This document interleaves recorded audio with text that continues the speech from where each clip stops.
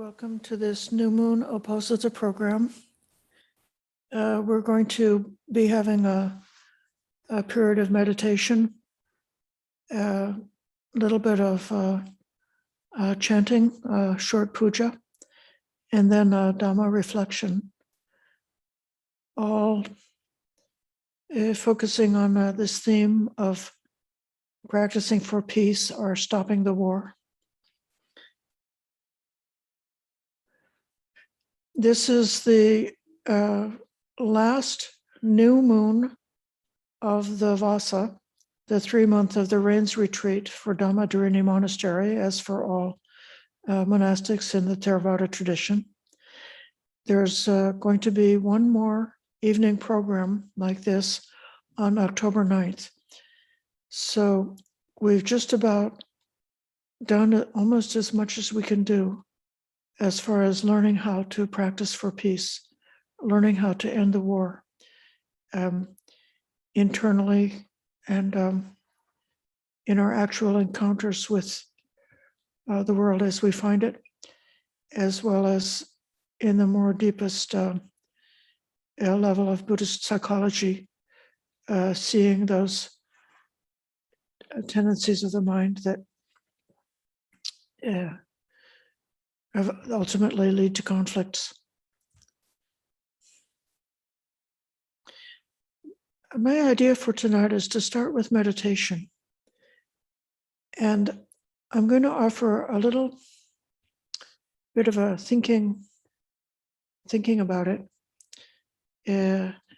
Let's do a metta meditation. Let's have a loving kindness. What could be more effective in soothing a person who is agitated or upset or angry than if they encounter authentic loving kindness? What could be more effective in protecting any group of people from conflicts and war than if they are constantly developing this practice of kindness and manifesting with their thoughts, their speech, and their actions day in and day out? What if with any kind of thing that came along, if the very first thought that popped in your mind was a kindly thought, a pleasant thought,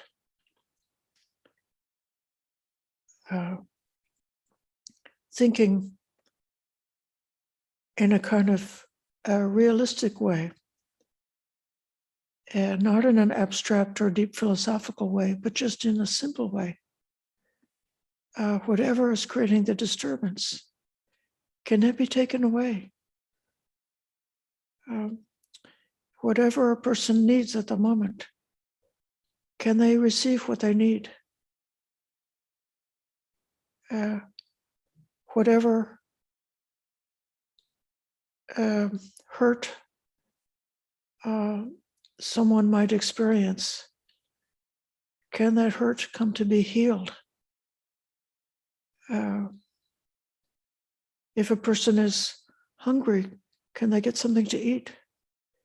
If a person is lonely, can they experience having a good friend?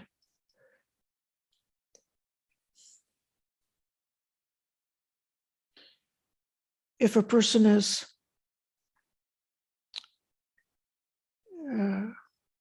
addicted to anything at all, can they become willing to come out of that addiction and find the way to come out of addiction? If a person is a victim of injustice, may they get justice.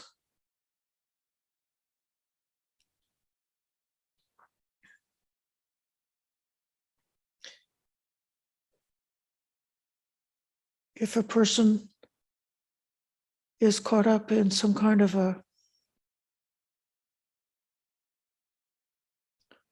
social movement or any kind of negative ideas, whether it be a real person on a podium shouting words of anger, or whether it be the little person inside the head, which sometimes gets up on a podium and starts nagging and shouting words of anger.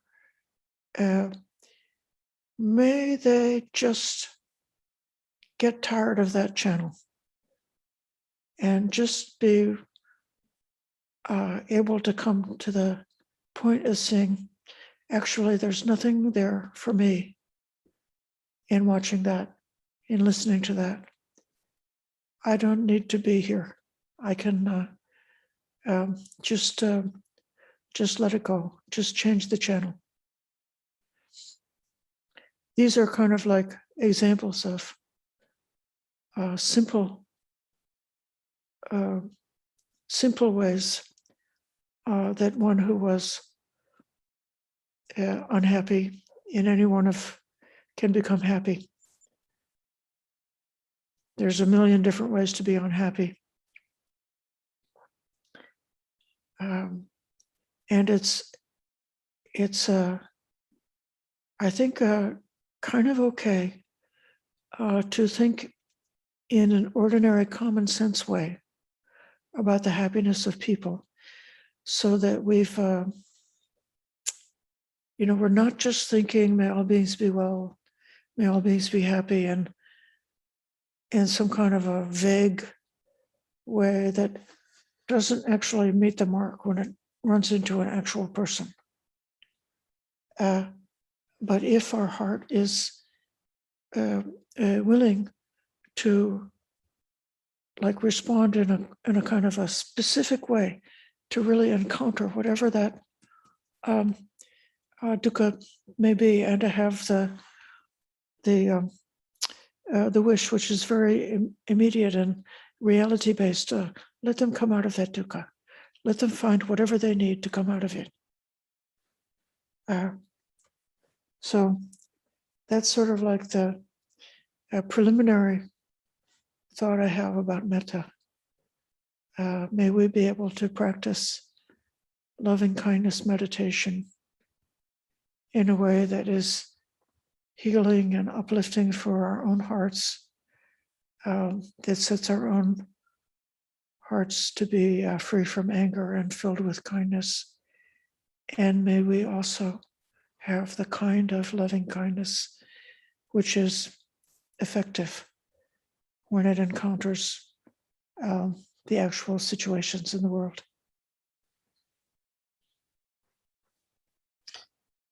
Welcome to come to an upright and balanced posture. Making the body as comfortable as you can, thinking to stay still with the body for about 45 minutes.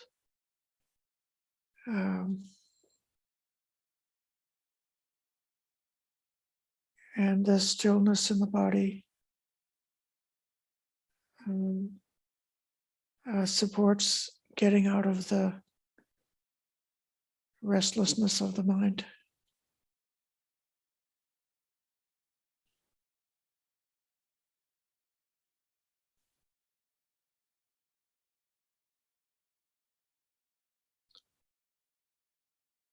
Letting go of any agitation or tension left over from the day.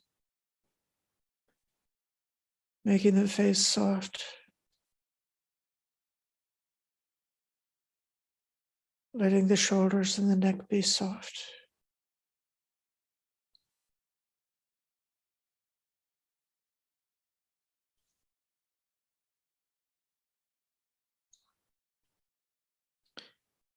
Letting the body be balanced so that one can be very relaxed without falling over.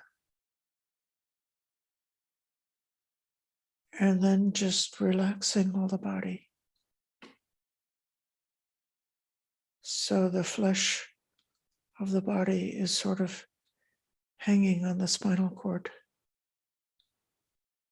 and the arms are hanging from the shoulders, and the legs are just resting as you have placed them.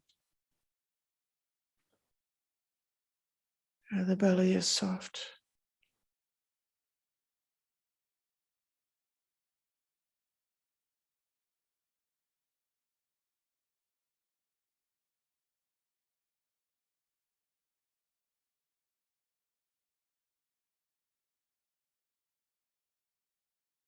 Feeling in the body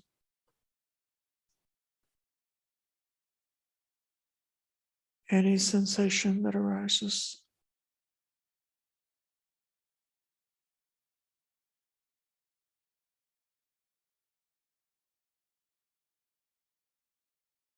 And if anything is tense or tight,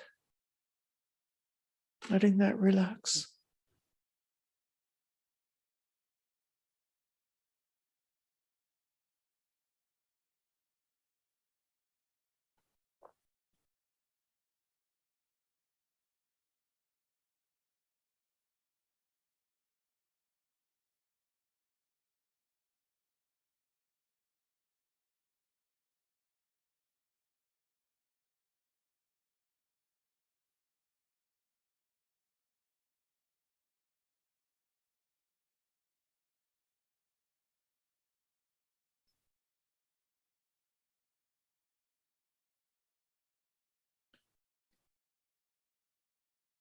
Just watching.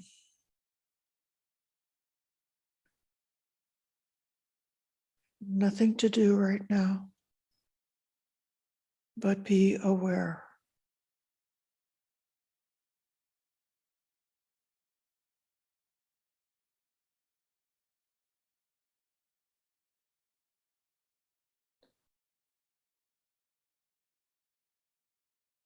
Aware of how it is right now.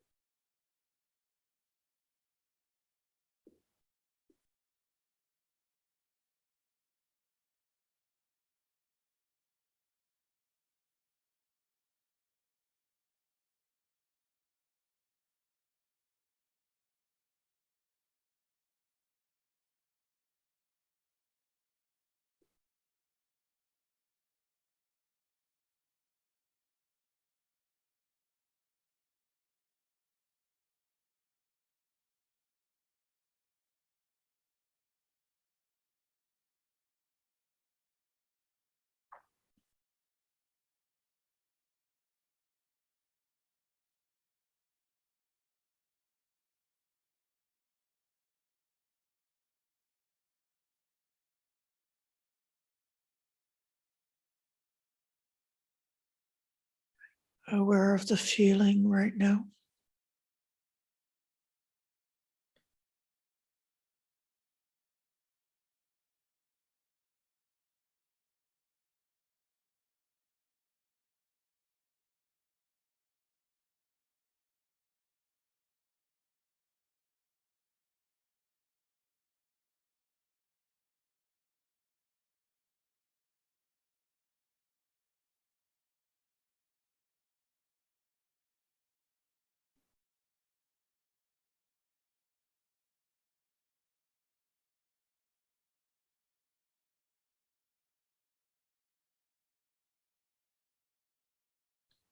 Aware of the state of mind.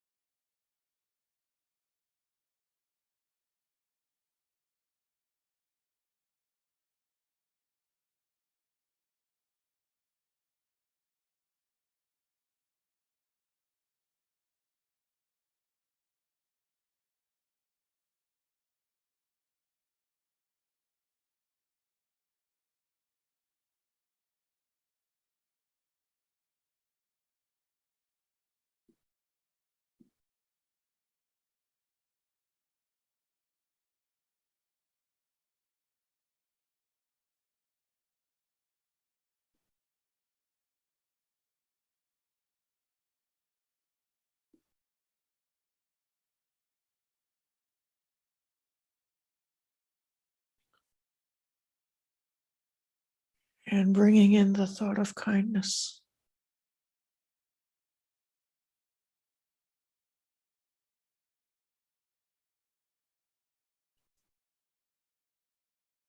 May I be free from anger,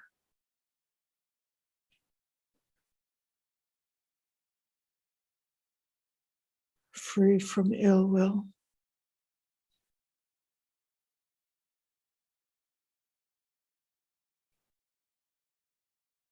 free from anxiety,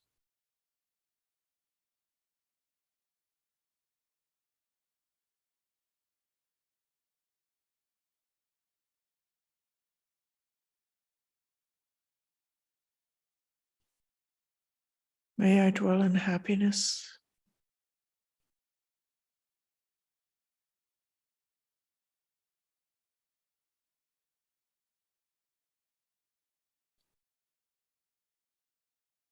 and the same for all,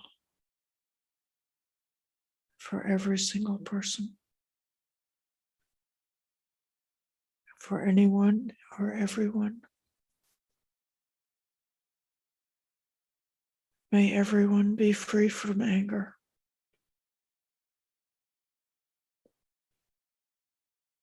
freed from ill will, freed from anxiety.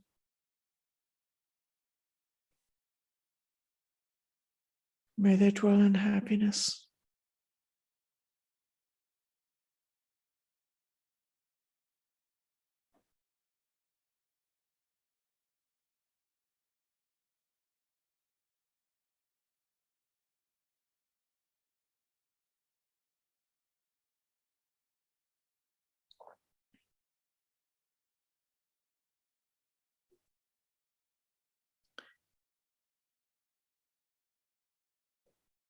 Choosing your own simple word of kindness,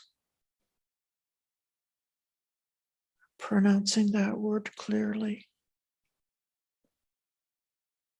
aware of the meaning,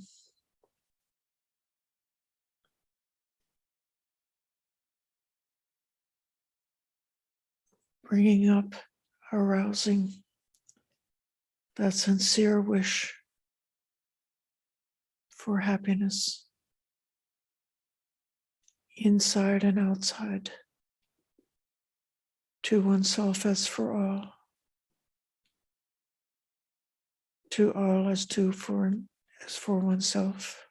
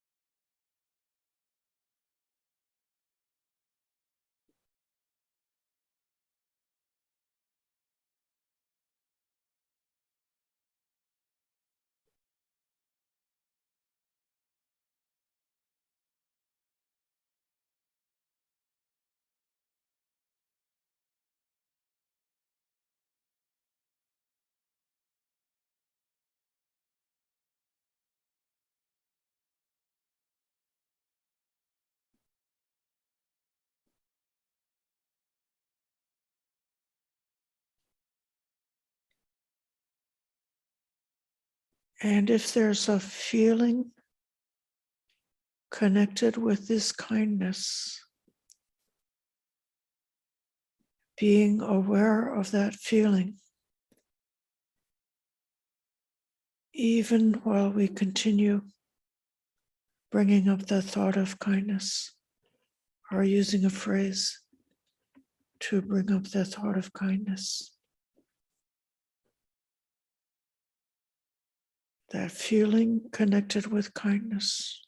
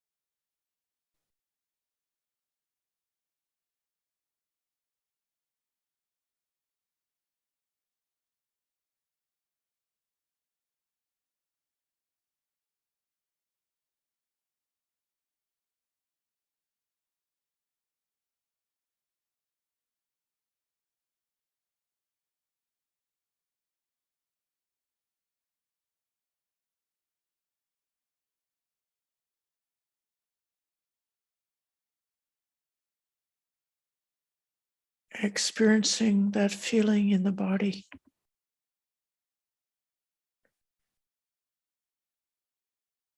Wherever it's clear.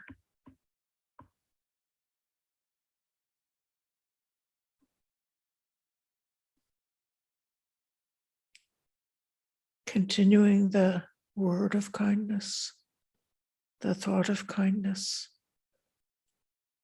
and the feeling of kindness.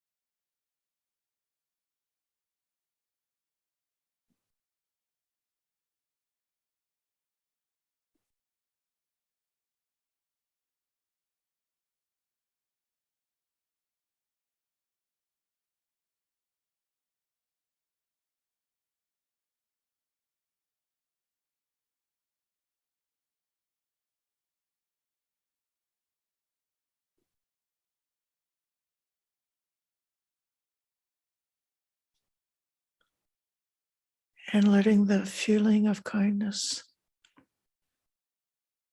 gently spread throughout the body.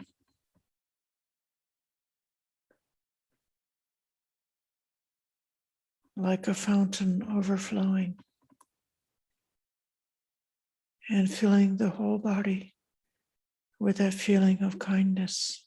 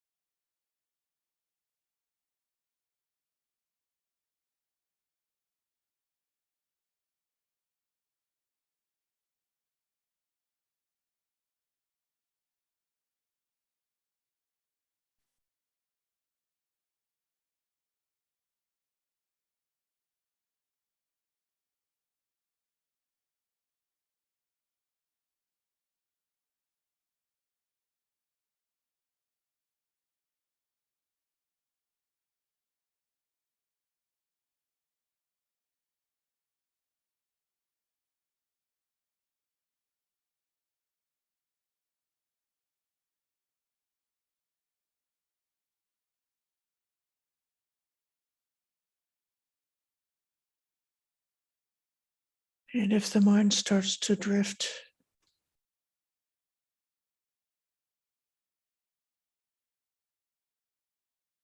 when the feeling of kindness fades away, one can come back to that open awareness. Just see how it is now. Take some minutes just staying, sitting, relaxed, aware, whatever arises, sensation in the body, some feeling in the heart, some thought, just aware of how it is.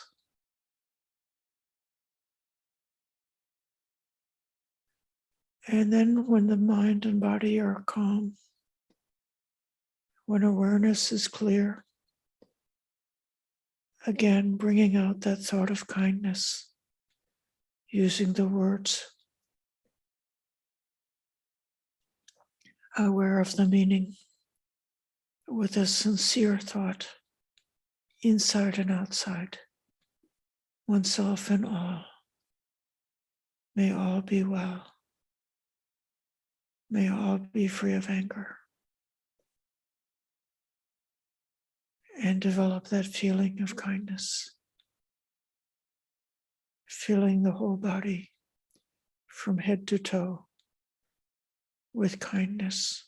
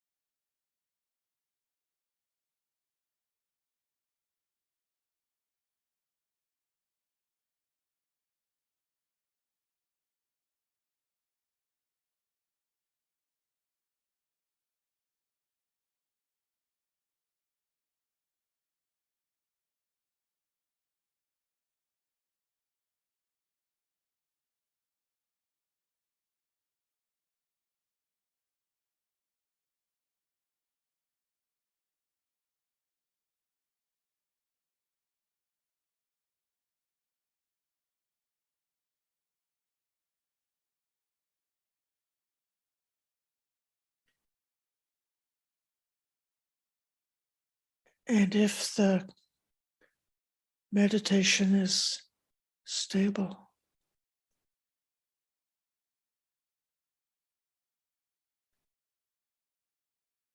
let the thought of kindness go beyond your own body, mind, and let the kindness radiate out in all the directions, touching everywhere,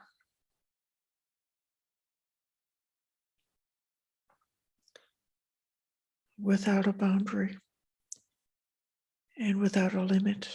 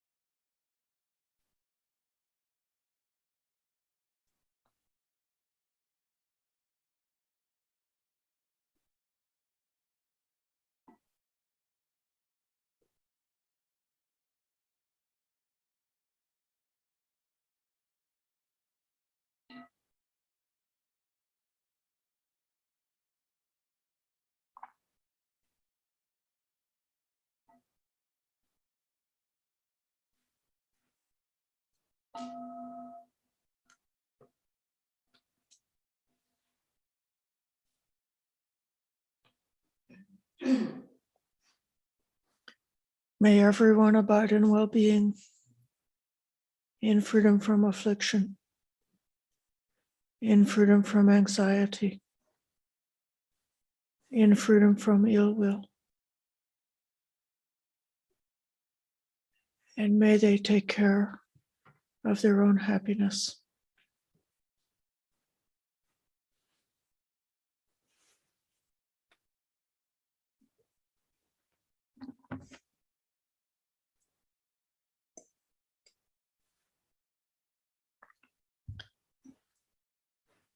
During these past 2 weeks, we've been particularly looking at views or concepts, opinions, and how that can be a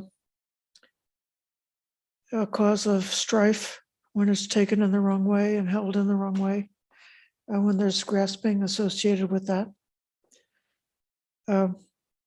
Even though we acknowledge that the perfect right view is the first step of the Noble Eightfold Path.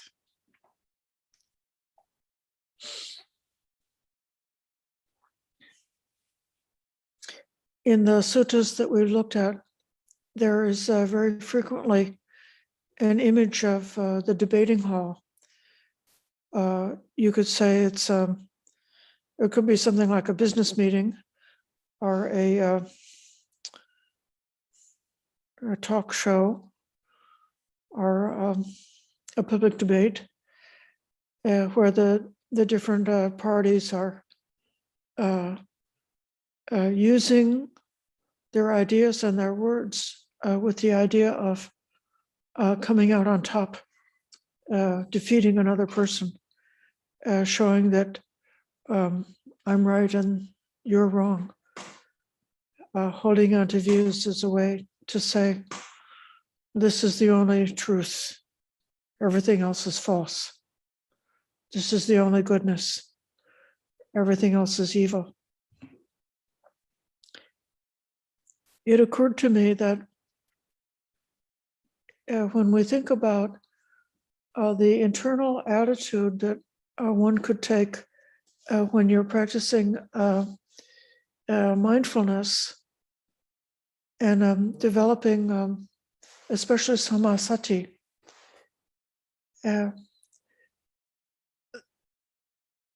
there's something about that internal approach which is light, which is kind, which sees the failures and afflictions in a very accurate way, but is not getting the least bit upset about it. Just saying, it is what it is. It comes because of cause and conditions. You can see the arising of the beautiful, wholesome factors of meditation,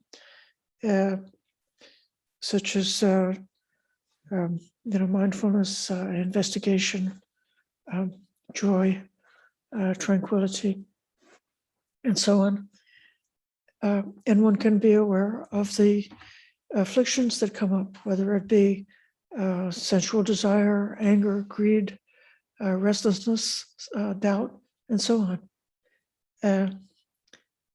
Whatever is coming along in the meditation, it's like the mindful attitude that says, oh, well, look at that. What is this? What's this like? Not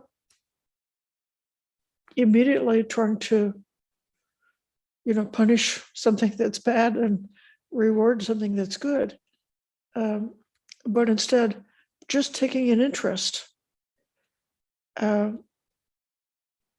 That mindful approach is able to distinguish that which is leading to affliction or perpetuating or suffering, or that which is leading away, leading to calmness and joy, and leading to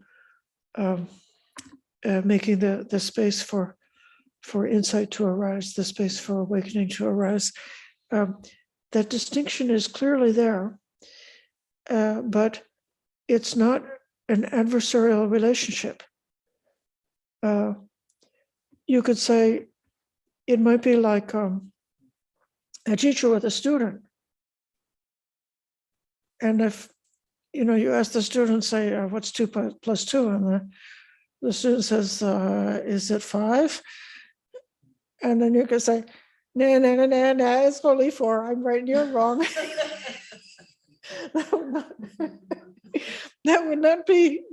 That's not teaching. What's teaching is finding the way to help the student to come to the right answer. It would be as if you were playing tennis, and instead of trying to cause your opponent to miss, you would be trying to help your opponent to be able to hit the ball. And you could just have a very long tennis game and just be doing this volley, just going back and forth with tennis, back and forth and back and forth, and never ending, because you're helping one another to hit the ball. I think there are games, specific games that they teach in a group process or for children, games that involve cooperation that are supposed to bring the joy of cooperation to people. I saw one of these years ago. They got a parachute like this, is like it's made of very fine fabric, and it's this very large round thing. And then they put a beach ball in the parachute, and all the people standing around holding the parachute they want to make the ball go around and around. And so everybody's got to be just like tuned in and helping one another to just keep the ball going. And it's something all going together. And so in this way, when we think about, the talk show or the difficult meeting or the something that's adversarial, that somebody says, like, I have one idea and somebody else has another idea, and I'm wanting my idea to win, using strategies to bring about a conclusion where my idea is the winner. Instead of that, having this attitude, which is actually interested in the human element and not the least bit worried about which idea is the winner, but worried about how can all of us be well.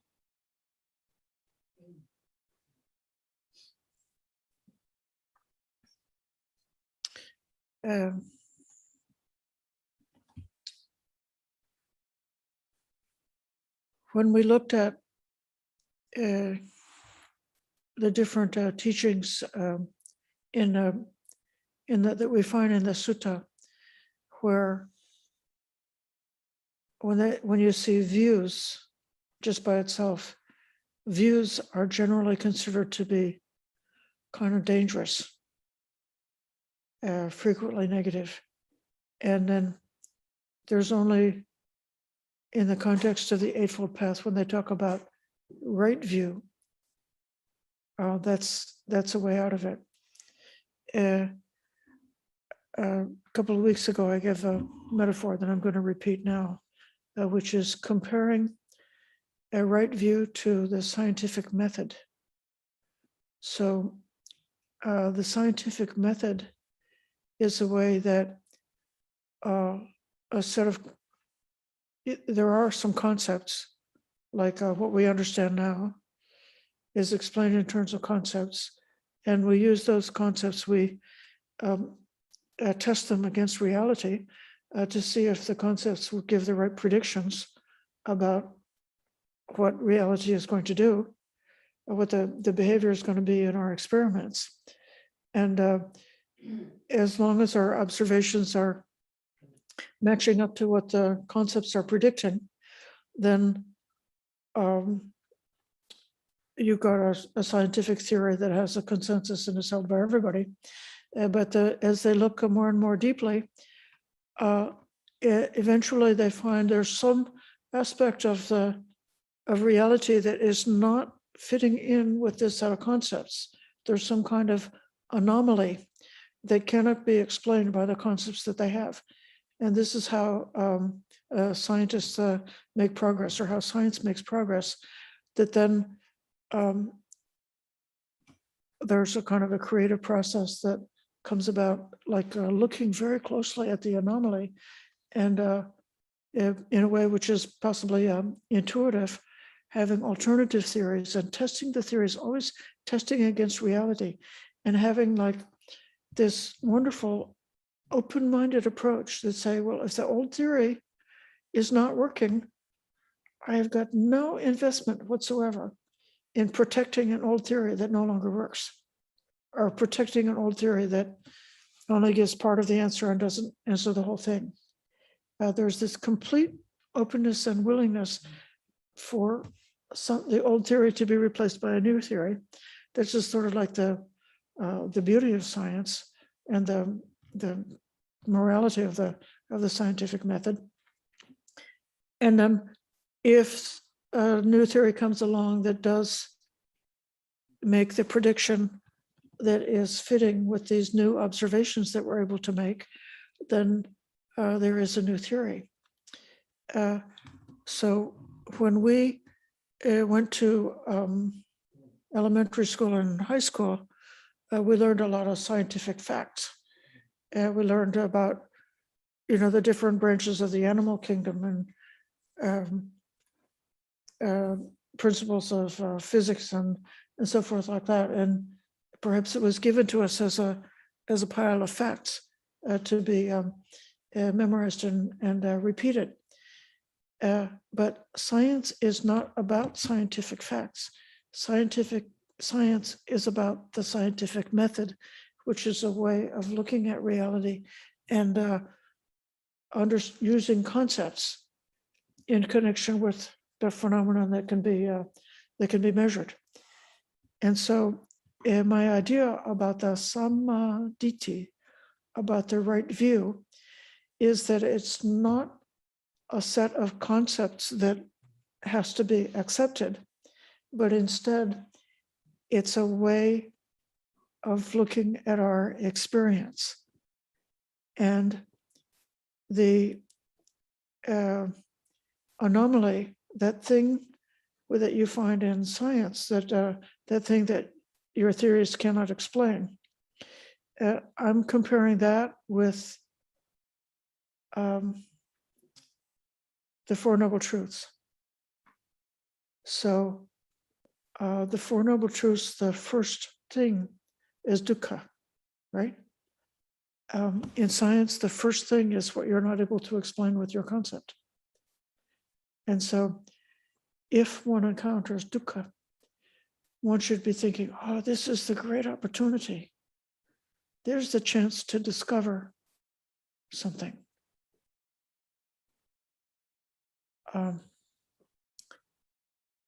And one is really interested, It's like, what if you've got that student who keeps on saying 2 + 2 is 5? You got to understand, how is that kid thinking that cause them to come to that wrong answer? Or you've got to understand, why does the mind keep falling into that same rut, of that same pattern, which is some kind of affliction? Why is it that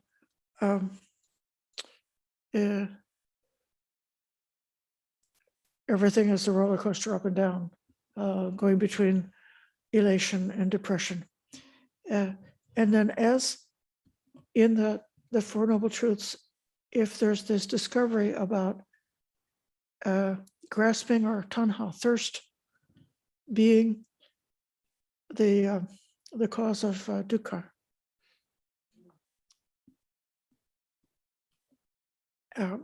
this has to be, that grasping, that craving can be abandoned. And when it's abandoned, one immediately experiences the third noble truth, which is the cessation of suffering, the release from suffering. So then, this is the scientific method of Buddhism. As we go along, whatever we're suffering about, if we learn to always be like looking, what am I clinging to? What am I craving after? How am I grasping onto something in a rigid way that's causing me to be dissatisfied or to be pained or to fall into an afflictive way of responding that's is leading to going around on this merry-go-round. And so then as one progresses on the path, it could be that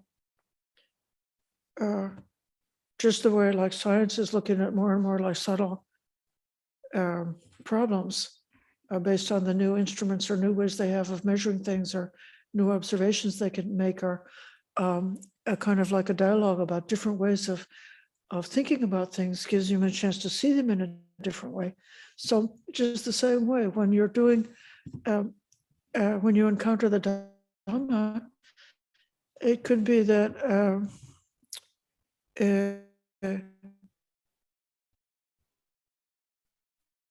you got to take care of your morality.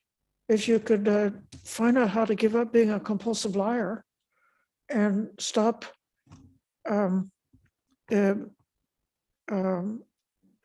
stealing things, cheating, and doing different kinds of misconduct, then you might find out that actually, there is that the virtuous life can be a truly happy life, a life which is calm, a life which is bright, a life which is open, a life that doesn't need to sweep a lot of stuff under the rug because everything is able to be out in the open. And so that's, that is kind of a first step. Beginning meditators, sometimes they used to, when Vipassana first came around, and when I first encountered Buddhism, and they taught, the first thing they taught was mindfulness, about, sort of looking within and the different states or the things that could come up and be creating a disturbance to the meditation. And then like in this very compassionate way, seeing like how the mind is disturbed. And but they, at least when I first encountered secular Vipassana, they didn't tell you that if you want to have a calm mind for meditation, if you would take care of your ethics and just go through the day thinking, whatever choice I'm making right now, when it comes down to this evening, when I sit down for meditation, am I going to feel remorseful and upset and embarrassed because of what I did earlier? And can I just choose not to do that in the first place, because my whole life orientation is to protect the possibility of being able to sit and be in a Vipassana meditation with a calm mind, and to look within without feeling a lot of disturbance. And so then already we're starting to make these first baby steps towards protecting our happiness. And then, it may be like after a person has practiced for many years that you've got a lot of contentment in life, a lot of equanimity in life, a lot of joy in life. And nevertheless, well, you could say, I would like to have a stream entry. I would like to have that breakthrough, such that craving and all of the emotional upset connected to craving just doesn't come up.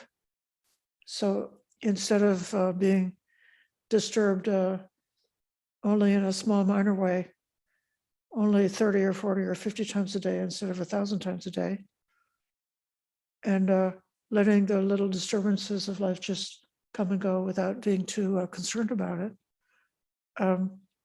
If I think there's another way, which is a way which is sort of like immune to it, so that the things that were a disturbance before are just not able to be a disturbance anymore. It's like, some TV show that you used to like before, and you just had it with that show. You just no interest in turning on that show again. So you'd like to get there.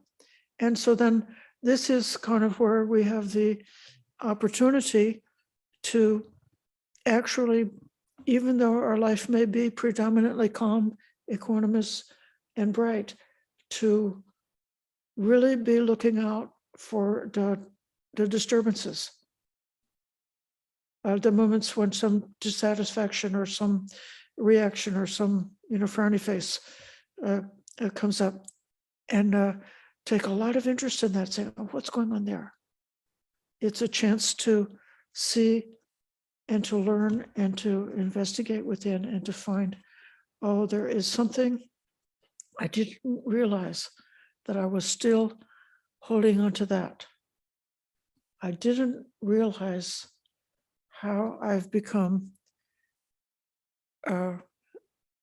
needy for this. Some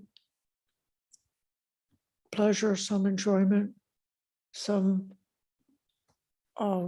worldly thing that's become a kind of a nice habit. And then all of a sudden, we've got a little addiction.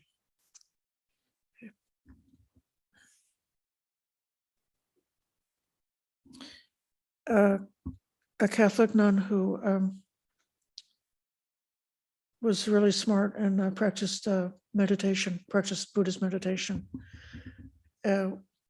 once gave an example of how it can be for people who are deeply practicing the spiritual life, or they're trying to practice, but then eventually they sort of like lose the thread and forget about their aspiration for awakening. And if they were dedicated to meditation and retreats and listening to the Dhamma and things like that, they could give it up and just go around to an ordinary life. Or if they were in a religious form, they could give up their religious form and go back to secular life. But sometimes a person is in a religious form or in the practice, and because of insecurity or something, they don't want to leave that life, and yet they forgot what the purpose was. So my friend, this Catholic nun said, they just become interested in the most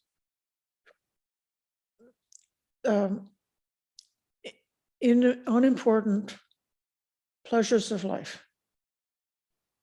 So like if it's Jello on Tuesday, that becomes, something like to really look forward to. And then, we Buddhist nuns, or monastics in a certain way can be kind of pathetic in that way, because we're not listening to great music and great opera and seeing great art and watching great drama and reading great poetry. And so then if we just, I used to say when I was at the Hermitage, and every once in a while I would, I'd go out of the forest and into the town, and it's like, oh, look, there's a red light. It's so shiny, um, and you hear a little bit of music and say, wow, that music is so beautiful. Because, I haven't been listening to music. And so then,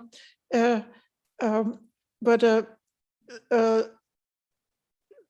these little pleasures, if we make the mistake of, losing the thread and thinking that's where happiness is, then it can become a craving. It can become a habit. I'll tell you another story. There was one monk who was, I think he must have been Vietnamese, and there's a particular kind of Vietnamese style iced coffee that's made with a little bit of strong coffee and then some sweetened condensed milk over ice. And so I offered that to this monk, and he was really happy. And so he was so happy. So the next day I offered it to him again. And I said, no, cannot make this a habit, because it's so easy for the mind to become habituated to pleasures.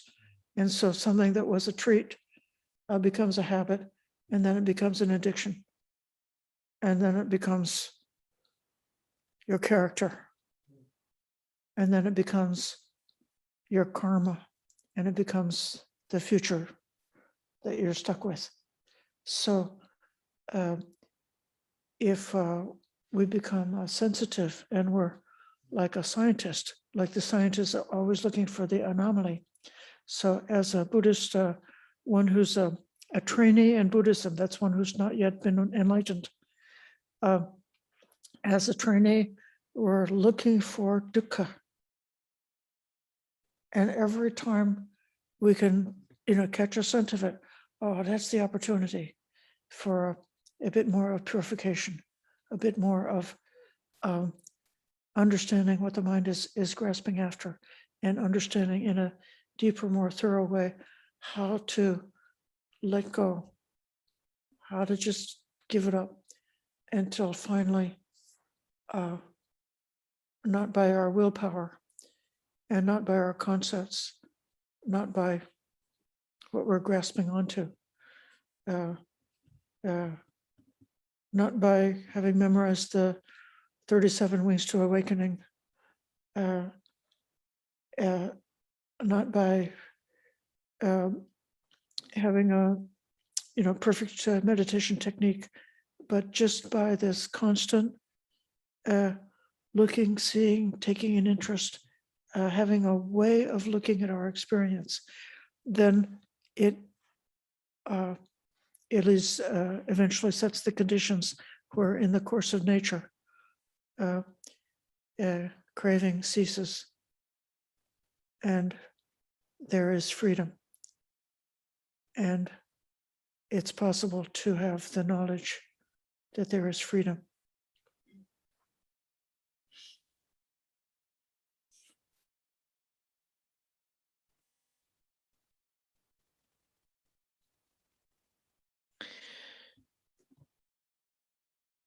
So in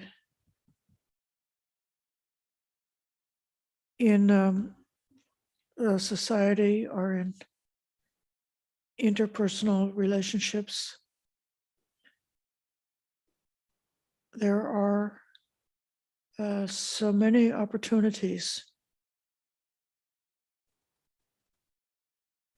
for the afflictions to get aroused. So many ways in which something that we need can be just not coming to us in just the way we wish for it. So because people are imperfect, then they are always in some way or another missing the mark, and like maybe somebody really needs to have a stern talking to in one moment, or maybe they just need a pat on the back and a hug. And so how do you know? Do they need the pat on the back or do they need the talking to?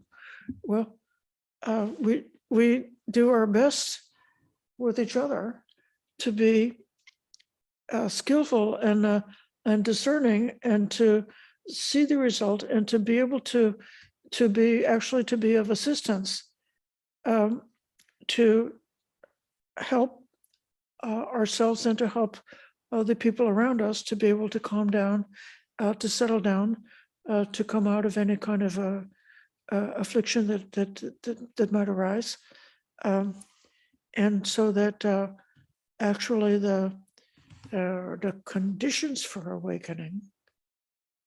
I know we're all the owners of our karma, and it's an individual project to awaken. But setting up and sustaining the conditions for awakening, that can be a group activity.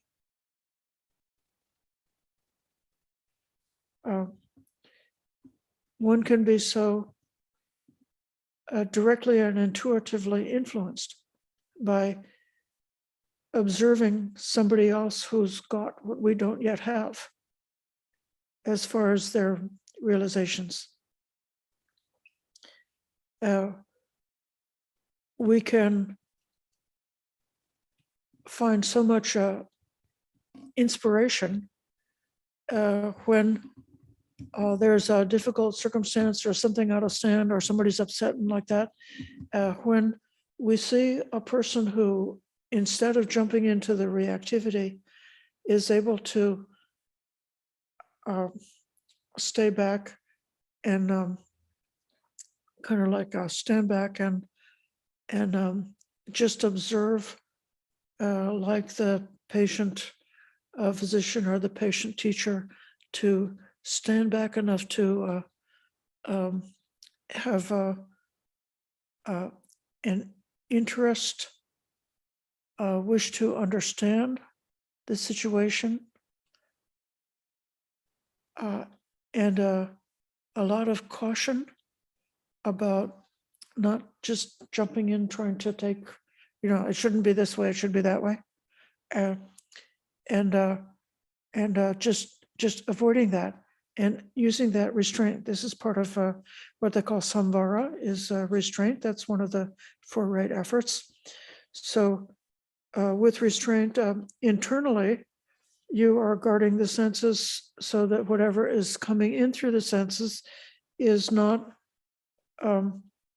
proliferating into some afflictive kind of reactivity, so that whatever comes along is just held with that mindfulness, clear comprehension, and wisdom, and not being carried away in reactions.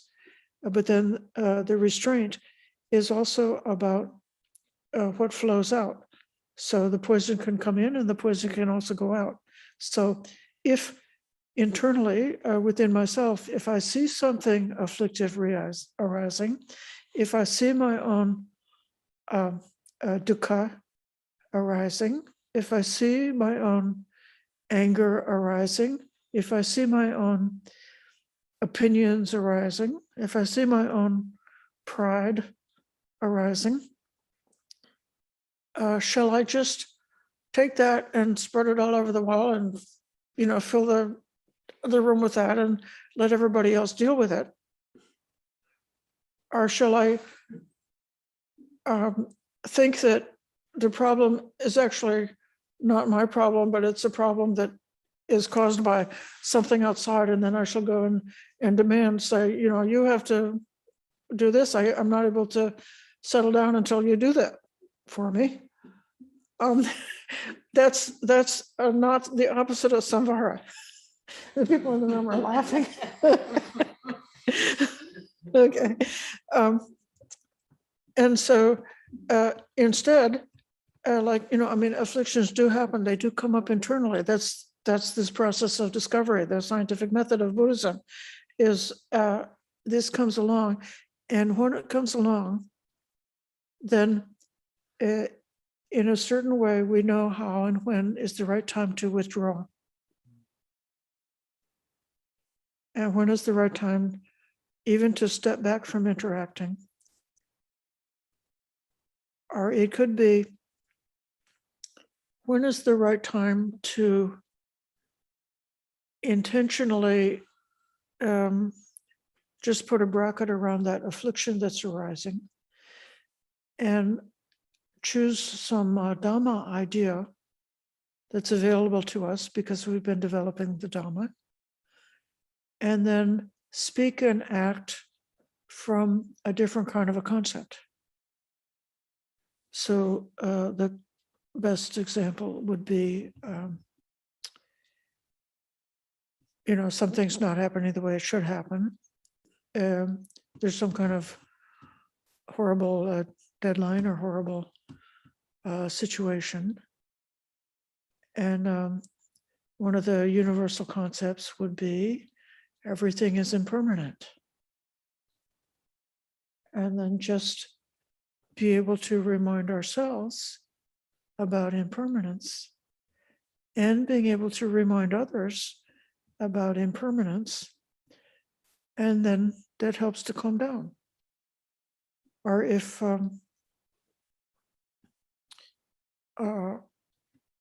some kind of a distress has, well, I heard an example this morning from Ananias here with us. She was saying when emotions come along, remember it's not personal. That's a Dhamma idea. It's a Dhamma concept. We've learned it, we've said this how many thousands of times have we reflected it's not personal. There's no self, it's not personal, not me, not mine, not myself. And so then in that part of the samvara is like in that moment when dukkha is arising because of something, if we don't yet have time to resolve it right there, it can be just put to the side a little bit and try a different concept. And then that different concept, it actually could resolve what's going on internally, so that we're not just putting our stuff all over the room, or else we can use restraint like a mature person. Just because the thought has arisen doesn't mean that we have to speak it out every moment of the day and night. Instead, we have a choice.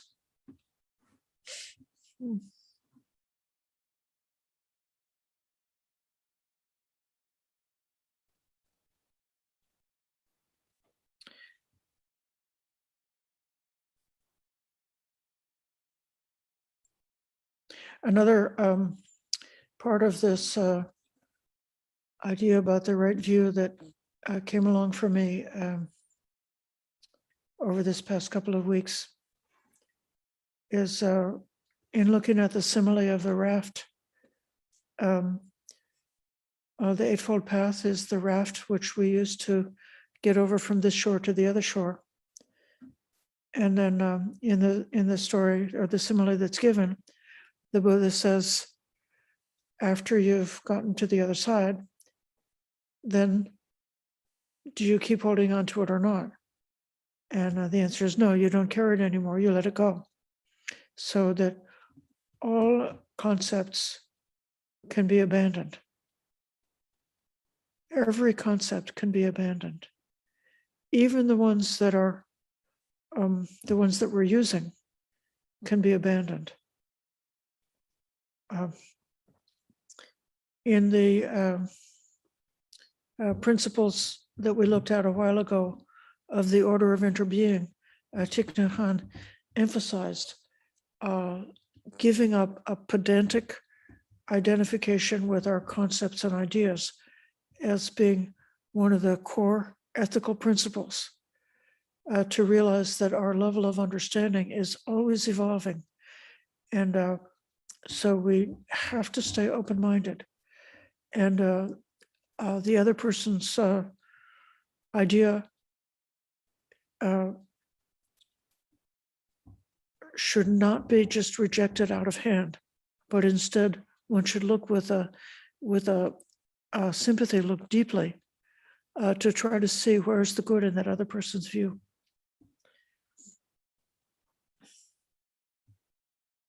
So then we're not clinging to that raft anymore after we've gotten to the other side. But when we reread that sutta a little more closely, it says we're not actually clinging to the raft even while we're in the middle of the river. Instead, it said you put together the raft with the sticks and twigs and twines and leaves and branches, and then you are supported by the raft while you use your arms and legs to go across the river. So let these beautiful teachings, these wonderful methods of practice, this wonderful graduated path of practice that is taking you from wherever you're sitting or standing right now, all the way up to the ultimate in a gradual path of training. Let that be your support as you make the effort, but you don't need to cling to it.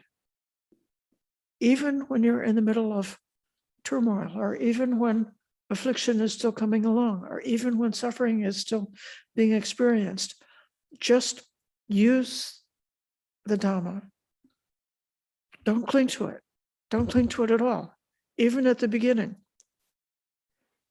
So this is my Dhamma reflection, and I'm going to take a few minutes for questions and comments. Perhaps my monastic colleagues may have something to add. And then I'm going to leave time at the end for a bit of a short puja.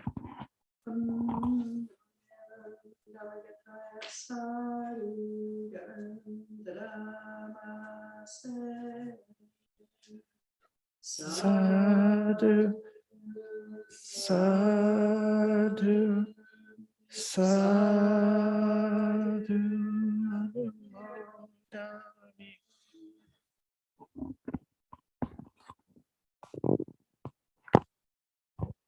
Would you like to add anything?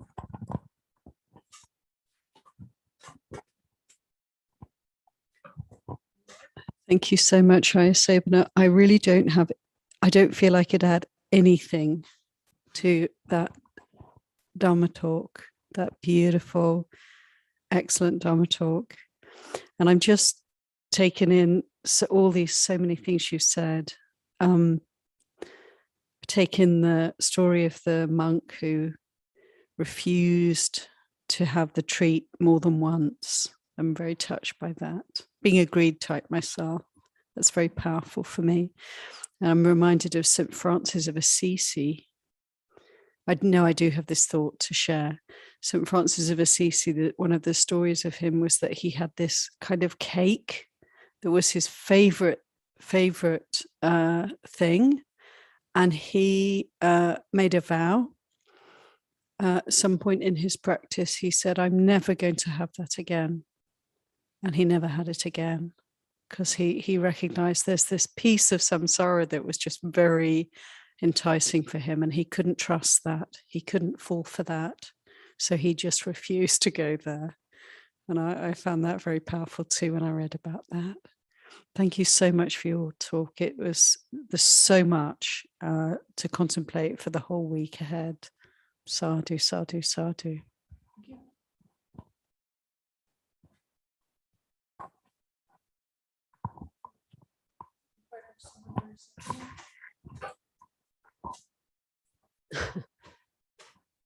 So thank you very much, Ayya, for this Dhamma talk tonight. You know, you gave a talk similar about 2 weeks ago and I asked if you could record it. I know you'll be going on retreat soon, and I think this is one of those talks that I will probably come back to again and again during your retreat time, because it's really, really rich. And I particularly really appreciate the scientific analogy. It really works. And I think for a lot of people who've been struggling to understand the Four Noble Truths in a way that's really practical and simple and really easy to apply, I just wish there was a way we can somehow make this into a chart, or somehow share it with more people. But it was really, really, really beautiful. I have nothing more to add except to say, on the nights when you don't plan to talk, these are really, really beautiful gems, and thank you so much for sharing from your heart.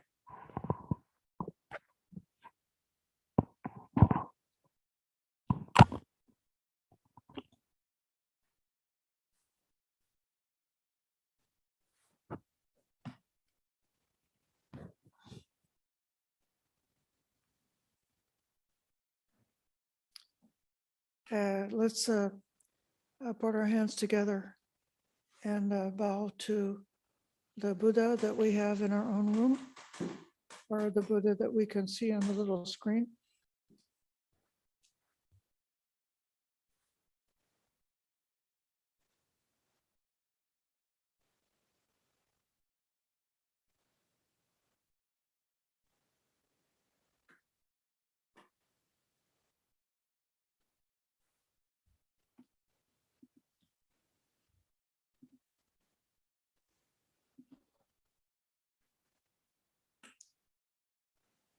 Ayya Bhagava Araham Samma Sambuddho, to the Blessed One, the Lord, who fully attained perfect enlightenment. Svakato yena bhagavata Dhamma, to the teaching which he expounded so well. Supartipanno yassa bhagavato savaka sangho, and to the Blessed One's disciples who have practiced well. Tammayam bhagavantam sadhammam sasangham, to these the Buddha, the Dhamma, and the Sangha. Ime sakare hiyatar aropite abhipujayama. We render with offerings our rightful homage. Sadhu no bhamte bhagava sukhira parinimbutopi. It is well for us that the Blessed One, having attained liberation, Pamchima Janata Nukampamanasa, still had compassion for later generations. Ime Sakare Dungata Pannakar Bhute Patimganhatu. May these simple offerings be accepted. Amhakandi Garatam Hitaya Sukhaya, for our long-lasting benefit and for the happiness it gives us. Araham Samma Sambuddho Bhagavan, the Lord, the perfectly enlightened and blessed one. Buddham Bhagavantam Abhivademi. I render homage to the Buddha, the Blessed One.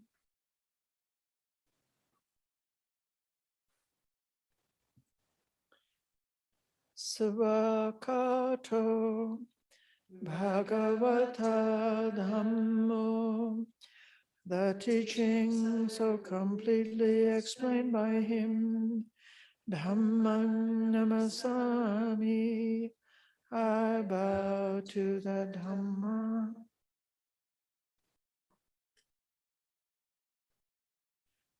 Supartipanno Bhagavato Savaka Sangho.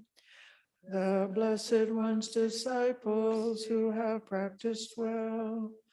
Sangham namami. I bow to the Sangha.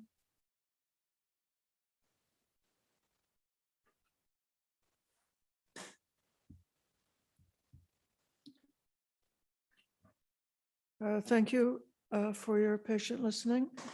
And if you want to see this talk again, it's on our YouTube channel already.